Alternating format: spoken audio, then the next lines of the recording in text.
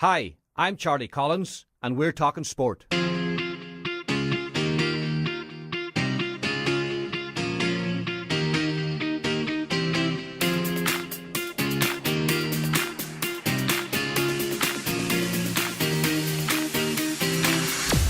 And you're welcome to Talking Sport with myself, Charlie Collins. Joining me in studio today are John Joe Doherty, the former Donegal team manager, and of course an All-Star and an All-Ireland winner. He has got an array of awards during an illustrious career with Niamh Columba and with Donegal. And Alan Foley from the Donegal Democrat is here with me as well, a much-travelled young man in recent times between international matches at soccer level and a lot of club football at GAA level. We're going to start with the county final, which I suppose I nearly could say at this stage, as expected, went to Glenswolly. John Joe, in Alan's paper last week, 10 out of 12 people decided that Glenswolly would win it, which they did very comfortably in the end. But I suppose there's more to it than meets the eye, really, because Killybegs gave them all they wanted for a full half and maybe a few minutes, and after that, Glenswolly just let loose. Yeah, Glenswolly just showed how good and how powerful a side they are and how much they've matured this last couple of years. In the beginning of the second half, a half that I would say Killybegs were probably expecting to kick on, possibly go on and win the match, because it was them that did most of the playing in the first half. But no, when Glenswolly turned the screw, they all turned it together, and the game was over for Killybegs before they knew it. I suppose Glenswolly's second goal, Big Neil, good save from O'Hara initially, and then he got his boot to it. That still only left, I think, 4 points in it, John Joe, but it just seemed to be a real turning point. Yeah, the tides seemed to be turning at that stage, and as you said, Glenswolly's big players were coming into that stage, and every time Neil got the ball, you could see his intent to drive it in to Michael Murphy. And I think the fact that Michael Murphy played the full game the night before, he probably felt that there was no wriggle room in his part. So I mean, I don't think Michael Murphy played as well in a club match as I've seen anyway for this long time. So I think the whole thing, just at that stage of the game, it was all swinging towards Glenswolly, and the crowd sensed it as well. Sure. We got a surprise, Alan, because I mean we were talking at half time and it was a good game, and I suppose goals do keep a team in the match, and that's what happened with Killybegs. But you never sensed that there was much between the teams in that first half, and you certainly couldn't foresee what was going to happen. No, they really turned the screw at Glenswolly, because I think Brendan Faherty scored the first point of the second half, and between then I think Brendan Boyle scored in the last minute, but in that maybe 28 minutes in the middle, Glenswolly outscored them 2-10 to a point. Yeah, we worked out after, and as John Joe said there, I think they really have matured as a side, and as well as Michael Murphy, you have guys like Colin Kelly, Kieran Bonner, Gary McFadden, especially even Keelan McFadden, all these guys, all 7 or 8 out of 10 very steady performances all round. Yeah, it was interesting because I was talking to a few people, John Joe, and they were making the point, if you matched up the top 5 in each team, Glenswolly would win it sort of hands down, perhaps, with all due respect. But then if you matched up the next 5 and the next 5, it was much more even. But it was the next 5 and the next 5 that really did produce it for Glenswolly. Keelan McFadden, Darren McBurty, Young Crawford, Eamon Ward, Keelan Kelly. I mean, you could probably name every man on the Glenswolly team and say they played well. Yeah, I mean, I think just the point around about this time last year, I played against Glenswolly, their third team, and this was the year that their manager Gary McDade had taken out, and he was in playing among the third team, and he was equally as competitive down playing at that level, Yeah. I think it's just, they're very, very fortunate. It's just something that seems to be running through their club at the minute, that they seem to be producing very, very determined players, and they seem to have a maturity about them kind of ahead of their years, which it's not really, they're a new club. I heard on the interviews that they were just founded in the early 80s, 82, and to make the progress that they did is just unbelievable. And I suppose they can thank Mick Murphy Senior as well for deciding to settle out in Glenswolly, because whatever club Michael Murphy was going to end up playing for in Donegal, he was more than likely going to have a big influence, and all the young people out there are bound to have look up to him, and it just seems to be spreading through the whole area. And to be living in St. Union shadows this last number of years, they seem to really have come to their own self. And a good point that John Joe makes, about what winning brings out in the team, because I was talking to Aidan McDevitt, on Sunday night out there, and Colin Kelly's in the same. They stood and watched the game 2 years ago, and it sort of invigorated them and to feel, no, I know they felt, certainly Colin Kelly did and Aidan did as well, they missed out and then they came back, so it was like getting 2 new players for Gary McDaid. Absolutely. I think the Aidan McDavid story is unbelievable when you consider they only formed a third team 3 years ago. Aidan McDavid had played underage for Donegal, kind of drifted off the scene and came back just playing for a bit of crack, is what he said himself. Yeah. Straight from the thirds up now and looking as comfortable as anybody else. And Colin Kelly too is a player, I think, especially in the quarter final this year, in the semi final, he really has a bit of class, and there's his thing he can't teach people. He's just that little body swerving, a bit of class about him. So like a huge addition as well to have them 2 guys back involved. Yeah. Alan was mentioning stats, John Joe. An interesting stat from the second half is that Glen Swoley scored 212 and Michael Murphy scored 1 point with the last kick of the game. Now, he probably was involved in about 2-6 or 2-7 of the 2-12 that they scored, but it just shows that other people, as you say, raised the bar and responded to the way he was playing. Yeah. Without a doubt, Charlie. And even their attention to detail was just unbelievable. You know, I mean, I'm sure Glen Swoley would have seen that Michael Murphy was going to come into for special attention, you know, right through the match. But the way Michael diverted the ball away from himself was just unbelievable, you know. And it was great for a player of his calibre to have the confidence in his teammates to be able to go on that role, you know. Because there's another lad that you know, young Gary McFadden Copper. I mean, like he's in the county panel this last couple of years, so we're really looking forward to seeing what he can do at that level. Because, you know, listening to him talking afterwards and the interviews he gave before the game, he's matured into a fine man, and you know, I think his career should really take off from here, because 7 points in the county final, it's nice kicking, no matter what the opposition Absolutely. Did the sending off of Jason Knocker make any material difference, Alan, do you think, to the game? Or Glen Swoley probably would have won it anyway, maybe, but they wouldn't have won it by as much, perhaps. Yeah, I think some of the Killybegs players said afterwards they felt it was the turning point, but I think at that stage, you know, they were already under serious pressure. Neil Gallagher just got the goal, and I think the funny thing about the sending off is, like, Michael Murphy was so good. He was playing soccer against Jason Knocker, who played for Sligo Rovers. In his day. Yeah. Like, well, and, Murphy's flick for the third goal, the back heel, was just incredible. You know, because you're just hoping somebody finished it off, because that flick was so good. You just wanted someone. And in fairness to Keelan McFadden too, he could easily have just gone for himself, but he was unselfish. And Kieran Bonner. Well, Kieran Bonner said to me on Sunday night, if he hadn't passed it to him, he'd have killed him. You know, because he'd made this big gut wrenching run up the middle. You know, but I suppose it summed up Glen Swoley on the day, the class of that third goal, John Joe. Yeah, without a doubt, it was something that a confident team would do, you know. And just if you look at the record of both teams, you know, right through the league, you know, Glen Swoley, even though people may have been saying that it was a disadvantage to them to come from Division 2, the fact that they were winning matches and they got a bit of momentum going was a big plus compared to the running Killybegs had, you know, because although they were leaving all their football to the championship, you know, I think really the self-doubt does creep in if you're not winning matches, and unfortunately for Killybegs, once Glen Swoley responded with the big push, there was no answer from Killybegs. Yeah, and I mean, it's interesting that Killybegs, as you say, kept their form for the championship, and we have to give them credit for that, you know, because I don't think anybody would have expected Killybegs to be in a senior final given their league form, but they seem to set that aside every day for the championship. And in fairness to them, you know, in the first half, let's not forget, they really competed well against a very strong team.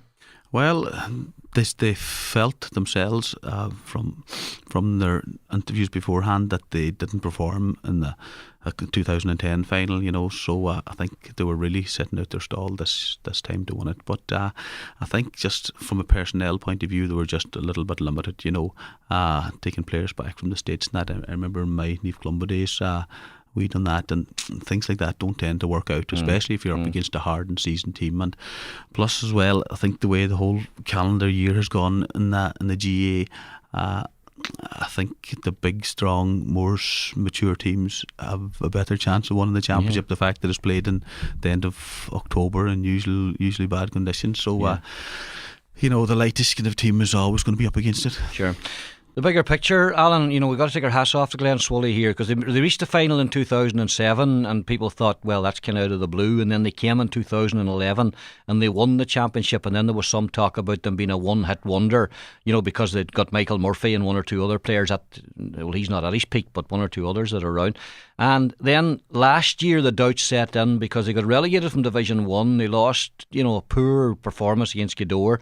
They were poor performance against Dunlow in the championship, and a lot of people were saying, well, it happened, but it's not going to happen again. So Gary McDade came in, he's done a fantastic job, but you got to give them credit, because now, as John Joe says, they look like one of the powerhouses now in Donegal. Yeah, they're comfortable where they are now, and I think it's unbelievable when you think they're only in senior championship 8 years. Since 2006 they won intermediate in 05, so they've been in 3 finals now, comfortable winners. And as you said there about a one-hit wonder, like people might have accused them 2 years ago of being a bit of a one-man team when Michael Murphy got 1-7 out of the 1-8.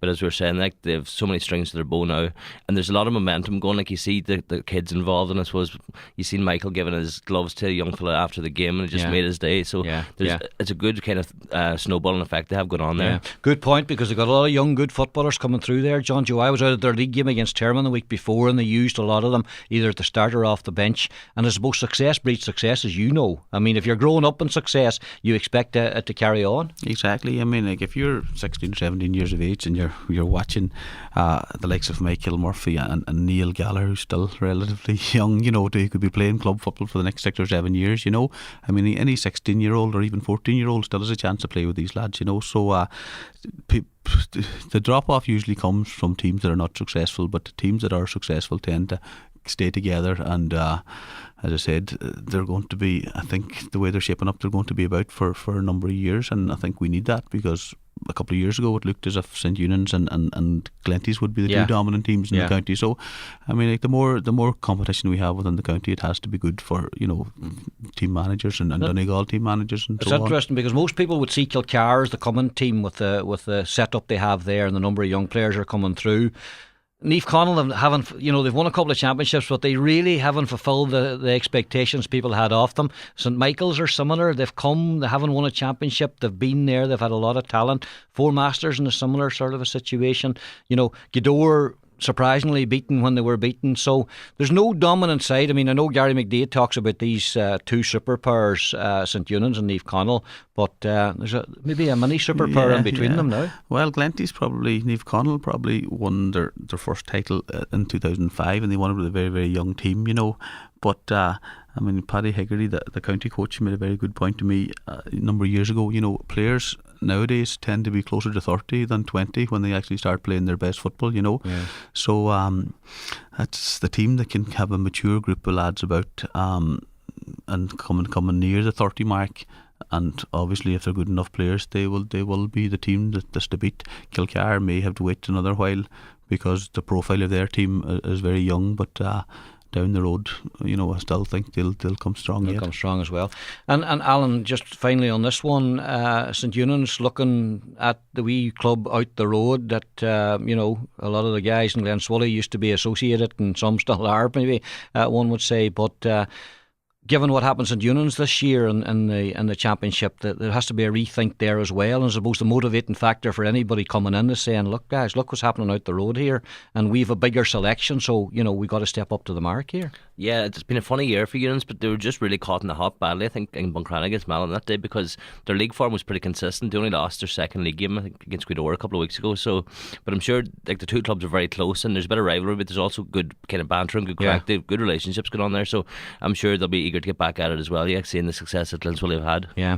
So we have a small club, one in the senior championship, John Joe, and another one close to your heart, Niamh, one in the intermediate championship. I mean, fantastic for them, for a club of their size, and I mean, you managed them as well and had great success with them. But I mean, for them to come through and won the intermediate championship, and if you look at the teams that they beat, you've got to say Niamh, far and away the best team in the intermediate. Now moving up to senior next year, that's a big step, but are they ready to take it? Well, you're right there. I mean, it's been a steady progress on Niamh this last number of years. They've been producing good quality players, and they've been producing especially good quality forwards, which really is the key to winning important matches. I can't see why senior football would frighten them. They've got a nice mix of older players and young strong stuff, and they've a good underage structure going at the minute, and they officially opened their new floodlights down there at the weekend, so it'll be all positive down there, and no more so than what Alan is saying. Or Gary McDade probably was using the fact that he was sandwiched in between two big clubs, St Eunan's and Glenties. Niamh would be using the same psychology in between Dunlow and Gweedore, and that seems to be inspiring the youngsters to stick with it. And without a doubt, it's not easy making a breakthrough at senior football, but if you can survive for a couple of years, it is all positive, and they're without a doubt looking forward to the senior championship next year. As Alan said there, he gave us the stats. Glen Swilly in the senior championship for 8 years. They've been in 3 finals. Maybe in an 8 years' team we'll be sitting in Ivora. Without a doubt, yeah, that is for sure. I mean, it is developing a GA tradition down there. That would be. I always, both coming from Carrick and Glencullen, soccer was never an issue up there. But to be trying to put out Gaelic teams where you're accommodating soccer as well, and I think Killybegs is a good example of how both can work together, but without a doubt, I mean, if they can put out their strongest team on any given day, Niamh will have a good chance in the senior championship. Right, we'll leave the club scene in Donegal. International rules, I'll put it on record, I've never been a fan of it right from the start anyway, Alan, but I just think it's getting to the ridiculous stage now, and I know that watching the first 2 quarters on Saturday night was like paint drying, because you thought, what is the point of all this? Now, the Aussies, to their credit, made a bit of a go at it in the 3rd quarter, but then when Ireland were under a bit of pressure, they just seem to do what they want again. I mean, it just looks like a waste of time. Yeah, it could be a hard sell, I'd say, this Saturday night down in Croke Park, because that fixture was getting 82,000, I think 2006. I can't see them in half that amount there on Saturday night. And every year you always kind of, you want to enjoy it, when you try to get into it, but it's always kind of falls flat in its face a bit. And it's got very clean now, which is no harm either, because it needed to be sanitised, but there was no bite or nothing. Well, there was a bit of crack in it when the fighting was going on. It's very sanitised now, right? So, at least there was something to talk about but it is sanitised now. John Joe, you never got the call up for it. Would you have been interested if you had been at your peak and called up for it? Yeah, well, believe it or not, it was during the early 90s and late 80s was the time that they took a break from it, and Donegal would have had quite a number of players that would have been suited for it at the time, Yeah. So it never really was about in my time. But well, anybody that plays it says it's a nice game to play, but without no more than yourself, Charlie, I wouldn't be a fan of it as a spectacle. I think it's selling our top players short to see them being hauled down in a rugby style tackle and doing that to people. And them doing that to people, and then watching the Australians when they get the ball, they're obviously very uncomfortable with a round ball as well, And I think the novelty of it years ago was the fact that the Irish amateur, the body shape of the Gaelic footballer would have been nowhere near as toned as their Aussie rules counterparts, but that has all changed now. I mean, if you look at the physique of the Irish players at the minute, you wouldn't know which is a professional and which is the amateur, But I think it's on its last legs. I mean, to be honest with you, maybe the fact that there might be a few people in Croke Park getting a free trip to Australia this last number of years, I can't see where the other need to keep it going, because it's definitely intruding into the club fixtures as well. I mean, I don't think it was fair on Glen Swilly to have their captain, exactly. to make choices like that. And Sean Kavanagh had a pop at his own county board for not changing a fixture. So it's causing more aggro, I think, than it's worth at this stage. And as I said, Alan, even the style of it now, as you said, it has been sanitised and it's got cleaner and all that, and it's a bit faster moving and all that sort of thing. But you just don't seem to be able to get into it as a game sort of thing, And I know there wasn't too many 6-pointers scored at the weekend, but sure, if a team scored 2 or 3 of them quick, the thing's over before it started. Absolutely, yeah. I think it's good that Australia made some sort of comeback in that 3rd quarter, because I think the way it was going, it was nearly enough stress to watch the second half, never mind watching the second test. So they're quite awkward. You can see the new rule now where you have to kick it every 4 fist passes. You can see it's quite foreign to the Australians, because in their game, I suppose every time they kick it, they do it from a standing marked position or whatever, but I thought they were quite awkward with that. And I suppose the whole goalkeeper thing, they don't even have a goalkeeper. But the fact when you read afterwards that two of them guys, I think, have retired from AFL, and there's another three guys that haven't even made their debut. So you wonder how serious. Well, they didn't take it seriously the last time that Ireland were out in Australia, and obviously they're not taking it too seriously now. So that has to be a message to Croke Park, hasn't it? Absolutely, and I suppose it's a great honour for the likes of Michael and Patrick and Neil to be involved, and it'd be great to get the trip to Australia. But I don't see an awful lot of point in it, to tell you the truth. No, well. We have one more to endure now on Saturday night, and that'll do us. Maybe then, John Joe, we'll leave it at that, will we? Well, and the fact that the Australians picked a Native American team or a Native Australian team, I don't know what was the thinking behind that. I mean, like, was it just a kind of a junket for the boys? Because you'd imagine if they were taking it serious that they would pick their strongest possible team anyway. But no, it all seems a bit strange at this stage. A waste of time. Let's move on to another young man. Very successful, Jason Quigley. He's due to box on Wednesday again in the quarterfinals at the World Championships. And Alan, I know you follow him very closely. I mean, first bout was tricky enough against a tricky opponent, the Indian guy. He got a majority decision. Now, I think one of the judges gave a draw yesterday, and the other two gave it to Jason, as far as I understand. So that's a comfortable enough victory. But now it's really down to the nitty gritty. He's got down to the quarterfinals.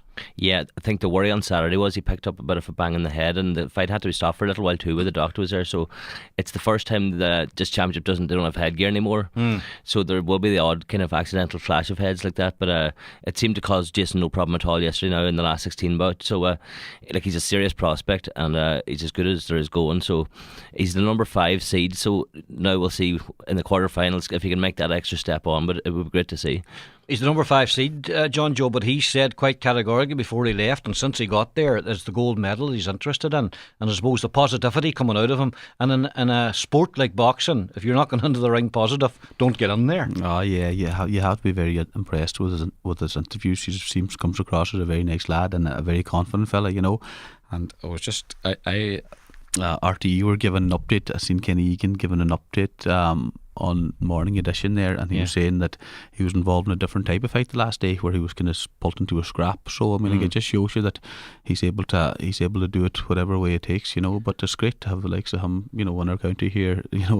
Normally it's just Gaelic or Rocker or something like that, But for someone in the county to be making a name in a sport like boxing, which is a tough sport, is great. Yeah, because we got Shimmy Coleman captain in the Republic of Ireland, we got Michael Murphy captain in International Rules, and we got Jason Quigley on the world stage. And I mean, there's 3 young men you got to take your hat off, and it says a lot about perhaps the development that can happen in the county. But other people would say all 3 of them are very much down to just natural talent. Yeah, and they've got that Team Ireland seems to have a great camaraderie about it, and they've got a great team spirit, and no more so than Glenswilly. When we were talking about Glenswilly earlier on, that boxing team of Ireland just seemed to be egging each other on, and they just seem to be going from strength to strength. Yeah, this will be a tough one now for him tomorrow night. As you say, he's number 5 seed, so he's going to be boxing boys that are seated ahead of him.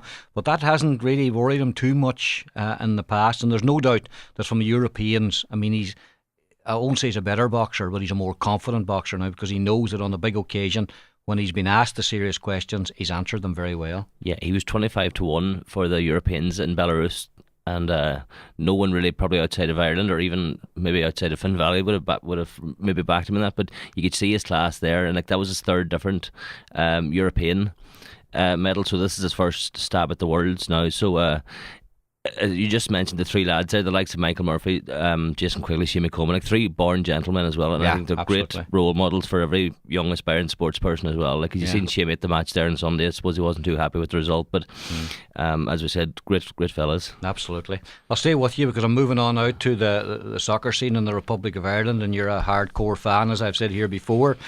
We had 2 meaningless matches coming up against Germany and Kazakhstan, and Noel King was thrown in there, the sheep to the wolves, or whatever the way you want to put it. 3-0 defeat in Germany I thought wasn't too bad, and a 3-1 victory over Kazakhstan, you'd say happy enough. But he got a bit of a touch from the pundits, and I suppose more importantly, and it got the headlines, he had a bit of a go back. Yeah, I think it all stemmed from the Friday night. Noel King was very proud of the lads in Germany, but I think he was a little bit delusional in the interview afterwards. He didn't really mention the fact that if it wasn't for David Ford, Germany could have ran up a complete cricket score. Were you at that game, Alan? Not that game, Charlie. Not neither game, actually. No, you got sense at last. Vienna. It was good night Vienna for me. That was the last one. Sorry, go ahead. But in fairness, he had to get 1 out of the 2 games to make sure Ireland were second seeds, which they nearly are now. It depends on Romania in this playoff. But I think that, I don't know, I should enjoy the pundits in RT more for entertainment value, but I think it's nearly gone too far at this stage. You know, it's not reporting anymore. It's just a comedy show at this stage. Well, that's what Noel King called them, John Joe, as a comedy show, in response to the criticism that he heard they were given about this team selection, these tactics, and they didn't like it too much. And I suppose, as Alan says, that's what it kind of is a comedy show, especially with Dumphy. You know, we all like to see whatever kind of viciousness is in the human race. We like to see someone getting a battering, you know. But it seemed from an early stage, I think it was coming through with the amount Damon Dunphy was saying, that I would say it seemed to be personal, or maybe it might go back to their own playing days. I don't know how far back it goes. It was indicated that Noel King broke his nose one day playing a match. You know, you just don't know the history behind these men, you know. But it was very much uncalled for anyway. I think myself, a man, and just doing a kind of a stand-in job. It is. I think that whole analysis or that RT do is becoming a wee bit outdated, and the problem is, and you said it yourself in your article and the Derry people there, no matter if new people come into the panel, they seem to get sucked into the same way of thinking, you know. Richie Stadler, that's right. He came in and he would be very much his own man, but it didn't take him long to sway his opinion on Noel King, and he ended up with a beaten rod as well. You wonder what Dumphy expects if you describe somebody's tactics as illiterate. I think was the word he used. I mean, any normal being's going to react to that situation, you know. Not at all. I mean, Alan would be more familiar with the soccer game, but I mean, there's only a certain amount anybody has to take over the airways, you know. And then he backed at Noel King then for questioning him back, you know. I mean, it's you know, once you're in front of a mic, without a doubt, you have to take whatever's going. But it has to be kind of fair as well, you know. And I don't think Eamon seemed intent on not giving this man a fair crack at the whip. Yeah, Eamon was reminding us, and I was shouting at the TV at him, that he's representing the fans. He's there on behalf of the Irish fans. You know, I was saying, no, you're not there on behalf of me, Eamon. Hold on, please. And he seems to be deluded somewhat that we all think the way that he thinks, because, I mean, for me, he was a nothing footballer. I mean, he went across to Manchester United. He wasn't good enough. He spent his career down in the lower divisions. I read his book, his first book, Only a Game, was a fantastic book, but it given insight into the fact that he was sitting on the bench, 12th man, hoping his team were going to be beaten so he could get a game. Most of his caps were got because better players weren't available, and for the last 20 years he seems to have been the voice of punditry in Ireland. And I think, and no harm to him, and listen, we can all say things and get criticised for it, that's fair enough, but he doesn't seem to be able to accept, Alan, in any way that he might be wrong. No, not at all. And I think he's trying to be representative of the supporters, but I think Irish supporters at this stage are pretty open-minded, and they're optimistic because they know now the team aren't in a good place really at the minute. And Noel King made some questionable decisions. I think some of the players were slightly probably out of position, especially in the German game. But like the way Tony O'Donoghue pushed the case for Aidan McGeady, who's I think 62 caps, maybe 1 goal, which I think was deflected or whatever. But I thought it was just harsh. I thought, in fairness to King, he's probably not going to get extra money from his under-21 job, job, that's what they're saying. So he came in a couple of games. You know what I was thinking when that was going on, Alan? You're quite right. When he was on about McGeady, I was saying that nobody criticised McGeady more than the panel over the years, and rightly so, because he hasn't delivered. And all of a sudden then he was the saviour because he came off the bench against one of the lowest ranked teams in the world or whatever, and he created, I think he was involved in a goal or something like that. Goal, and suddenly, if McGeady had been on, I mean, who cares whether we beat Kazakhstan or not, really, at the end of the day? No, and I couldn't make any sense out of it because managers have been criticised for picking Aidan McGeady, you know, nearly more so than now for not picking him. And what he did with Kevin Doyle isn't that alien. It's a 4-3-3. He's probably a little wider than a central forward, but I think, in fairness to King, he said the word umpteen a lot in the interviews. But Kevin Doyle has played that position before, and Anthony Stokes has certainly played that position for Celtic as well. Yeah. Well, who's going to be next? That's the big question. Who wants the job? Or it's Poison Chalice or whatever, and there's plenty of them about, John Joe. The latest betting is saying Mick McCarthy's the man now that the FAI wanted. Was Martin O'Neill, who I have to say I was never convinced about, and I'm not convinced about him. Mick McCarthy, my view was he got the Ireland job far too early. He wasn't ready for it then. He's much more mature now. He seems to be the man, although there's one or two other names being bandied about as well. But I'll tell you what, whoever comes in has a job in his hands, John Joe. Yeah, it has a job. I don't know, Alan might be able to tell us better whether you can believe everything you read in the paper, but it seems to be coming down to a saipan battle again between himself and Roy Keane. I can't see Roy Keane being considered for the job, No. But well, it's very hard to know. Mick McCarthy has himself proven to be a top manager. I mean, he's used to a dogfight, and I don't think whatever manager we come in, I don't think it needs to be one that's used to working with world class players. I mean, we just need to be able to make the best of what we have. I think that's another thing as well. It has to be.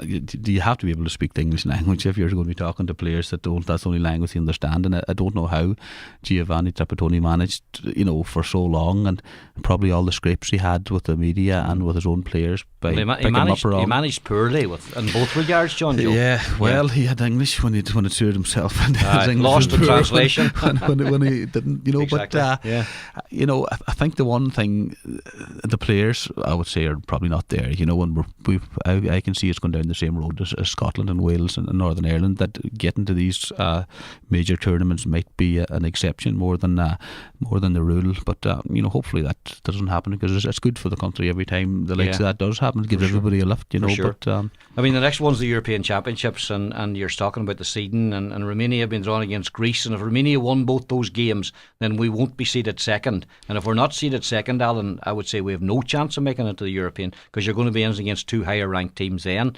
and probably one that's definitely going to win the group type of thing, So it's not looking good at the moment. Absolutely, and I think Ireland, especially under Trapattoni, were notorious. I don't think they ever beat one team ranked above them in a competitive game, but I think they never lost a team ranked below them. So it was pretty as you were dull sort of thing, in that respect, Charlie. And I suppose Ireland really haven't got a big result against anybody since probably the Dutch game in 2001. Would McCarthy be your choice, Mick? Yeah, I think Mick McCarthy was really badly treated the last time. I was at that last game against Switzerland, and the fans turned on him. I'd never seen him do that, and started shouting about Keno at that. And at that stage, Roy had already made up his mind. But I think now there's chat about Martin O'Neill might be getting the Middlesbrough job today, is the latest on that. So Mick is a bit coy at the minute, I suppose, but he can't really come out and say it, because he is employed in Ipswich at the minute and doing a pretty good job there by all accounts as well. Yeah.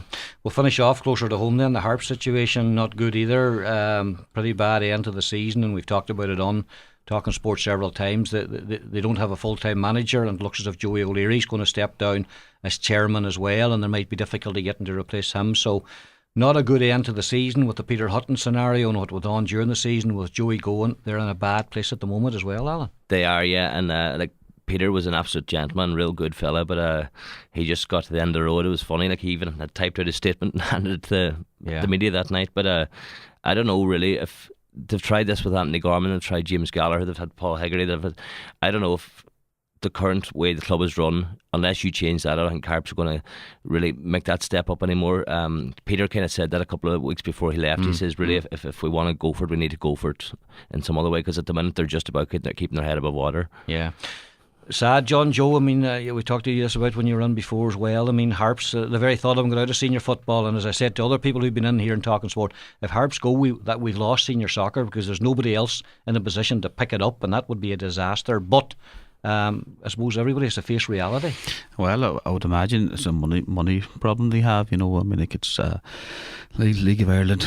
All the top teams in Dublin are still probably financially they're not so bad, and out in the rural areas it's a struggle. Finn Harps are an important part of Donegal. They have been, and they go back in tradition as long as they go right back to the 70s when they were very, very successful. So without a doubt, I mean, it would be a poor day if the soccer world didn't have a senior team playing in the League of Ireland. It would be sad. I'll just go back to where I started. Glen Foley are out now on Sunday week against St Galls in the club championship, John Joe. They've said, they've gone on record saying they're going to give it a go, but they couldn't have asked for a much tougher start, because Galls are a very good club team. Yeah, Galls are a top side. They would have full of inter-county players. Maybe the fact that the games at home in Balbuffet will be a help.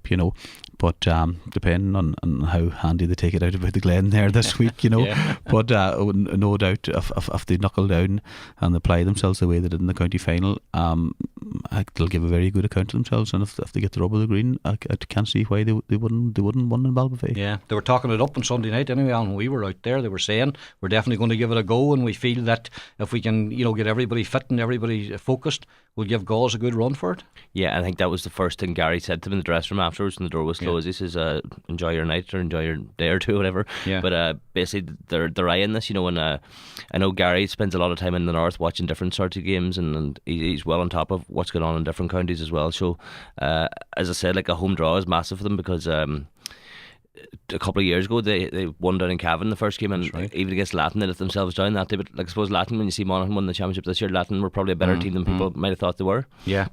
Okay, guys, we're running out of time. John Joe Doherty and Alan Foley, thanks for coming in to Talking Sport again. We'll see you in the not too distant future. That's it from today's programme. Thanks to Tommy from Full Tilt Studios for looking after us here this afternoon so well again. We'll be back with more next week. Goodbye.